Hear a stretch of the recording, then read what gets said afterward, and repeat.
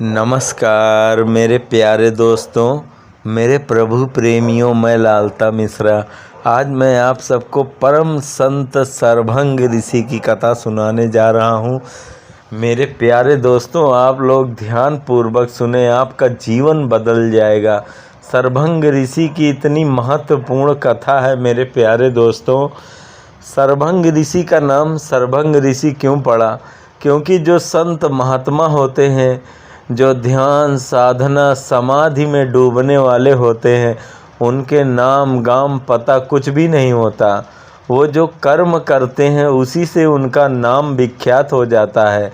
तो सरभंग ऋषि साधना कर रहे थे तो इंद्र को लगा कहीं ये हमारा इंद्रासन न ले ले, इसलिए उनकी साधना भंग करने के लिए पहुंच गए और वो बाण पे बाण चलाने लगे उनके ऊपर।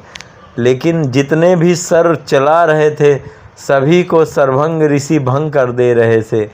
जब बाण को सर कहते हैं, उसको भंग करने वाले को सरभंग कहते हैं। जब सभी बाणों को भंग कर दे रहे थे महर्षि, तभी उनका नाम सरभंग पड़ गया।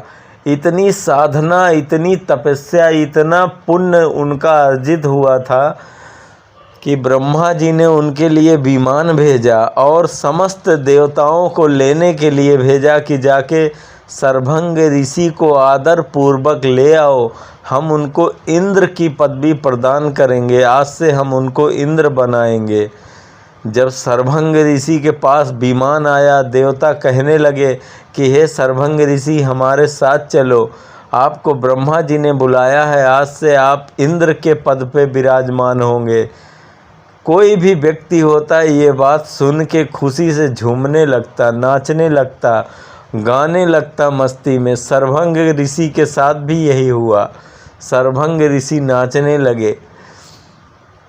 तभी वहाँ पे दूसरे महात्मा आए। उन्होंने कहा कि हे महात्मन, हे सरभंग मुनि, आप कहाँ जा रहे हैं? उन्होंने कहा कि आपने सुना नहीं, ये सारे देवता गण हमें लेने के लिए आए हैं।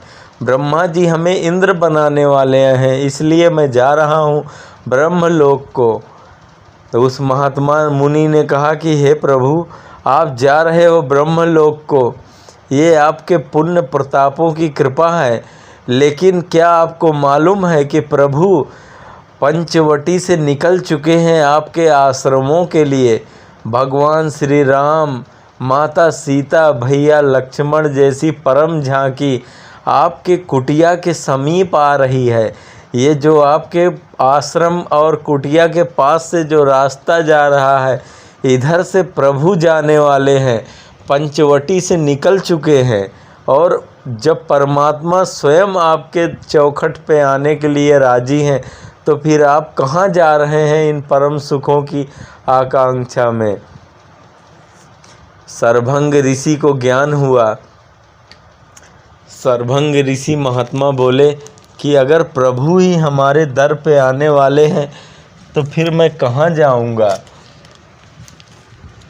परमात्मा की चाह तो ऐसी होती है मेरे प्यारे दोस्तों, जो बड़े बड़े संत महात्माओं को भी रोक लेती है।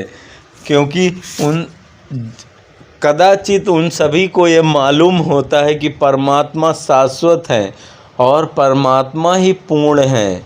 ये स्वर्ग, नरक, बैकुंठ, ये जितने भी लोक हैं, ये सब नाश्वर हैं। जिस दिन पुण्य समाप्त होगा, यहाँ से नीचे फेंक दिए जाओगे। लेकिन परमात्मा के चरण ऐसे हैं जहाँ एक बार जाने के बाद फिर व्यक्ति को इस संसार में, इस भवाटवी में दोबारा नहीं जन्म लेना पड़ता। और जब ये सुना, सरभंग ऋषि तो वहीं खड़े हो गए। देवता कह रहे हैं कि हे महात्मन, ये अवसर मत चूकना। ये कई कई जन्मों में, कई कई सदियों के बाद किसी किसी व्यक्ति को ऐसा अवसर मिलता है कि उसे इंद्र बनने का सौभाग्य प्राप्त होता है। आपको ये अवसर मिला है, आप इसको मत चूकना। इंद्र बनने का अवसर मत चूकना। ब्रह्मा जी ने बुलाया है, चलो। पर सरभंग ऋषि ने मना कर दिया कि जन्म जन्म मुनि जतन कराही, अंत राम कहि आवत नाही। जिस भगवान राम का करोड़ों जन्मों तक संत महात्मा उनके नाम का जप करते हैं, फिर भी वो उनके अंत समय में ध्यान में नहीं आता। वो प्रभु राम माता सीता और भैया लक्ष्मण के साथ हमारे कुटिया में स्वयं पधार रहे हैं। ऐसे चरणों को छोड़ के आग लगे ऐसे स्वर्ग को, ऐसे इंद्रासन को मैं नहीं जाने वाला हूँ।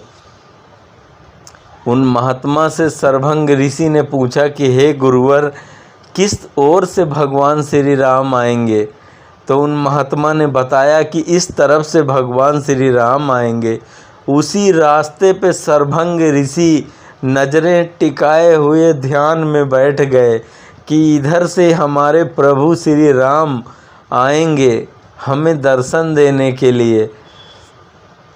सरभंग ऋषि बिना कुछ खाए पिए उन्हीं के याद में, उन्हीं के रास्ते पे उनके राह को निहारते हुए बैठ गए। कहते हैं कि चितवत पंथ रहो दिन राती, अब प्रभु देखी जुड़ावन छाती। नाथ सकल साधन में हीना, कियो कृपा जानु जन दीना। हे प्रभु, मैं तो साधन सकल गुणहीन था, आपने हम पे कृपा करके इस निर्जन को दया करके आपने ये जो दरस दिखलाया है प्रभु। मैं तो आपके ही पंथ पे दिन रात अपनी नज़रें गड़ाए बैठा था मेरे मालिक। आपने ही कृपा करके हमको अपना दरस दिया है, क्योंकि जीव के अंदर इतनी बड़ी सामर्थ्य नहीं, इतनी बड़ी शक्ति नहीं कि जो परम जीव आत्मा का दर्शन कर सके। वो परमात्मा ही कृपा करते हैं, जब ही जीव आत्मा को उनका दर्शन होता है मेरे प्रभु। इसलिए मैं तो क्या, हमें तो सभी देवी देवता गण बुलाने के लिए आए थे यहाँ पे। मैं तो जा रहा था उस ब्रह्मा जी के दर को कि जात रहो मैं बिरंच के धामा, सुनो आज बन आई हैं रामा।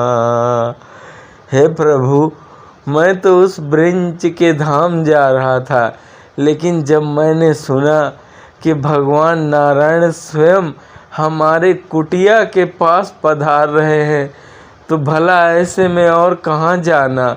जब परमात्मा स्वयं वैकुंठ त्रिलोकी नाथ हमारे दर पे आ रहे हो, तो ऐसी छोटी मोटे लोगों को जाके क्या फ़ायदा।